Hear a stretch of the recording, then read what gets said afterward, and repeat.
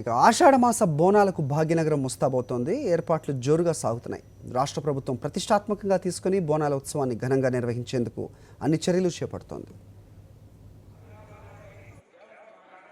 హైదరాబాద్ మహానగరంలో ప్రతి ఏటా నిర్వహించే బోనాల ఉత్సవాలకు ఈ సంవత్సరం కూడా భారీ ఏర్పాట్లు చేస్తున్నారు.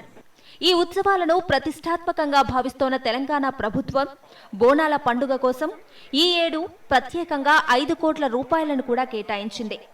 ఆషాఢమాస ఉత్సవాల నిర్వహణ కోసం రాష్ట్ర హోంమంత్రి నాయిని నరసింహారెడ్డితో పాటు మేయర్ బొంతు రామ్మోహన్, కమిషనర్ జనార్దన్ రెడ్డి కార్పొరేటర్లతో కలిసి సమీక్షా సమావేశం నిర్వహించారు.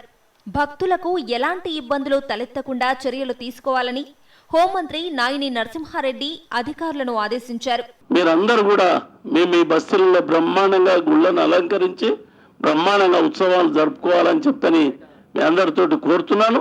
దాంతో పాటు మరి మన గవర్నమెంటు మన కార్పొరేషన్ ప్రెస్టేజ్ కాపాడుకునే ప్రయత్నం చేయాలా. ఎక్కడ కూడా మనకు చెడ్డ పేరు రావద్దు.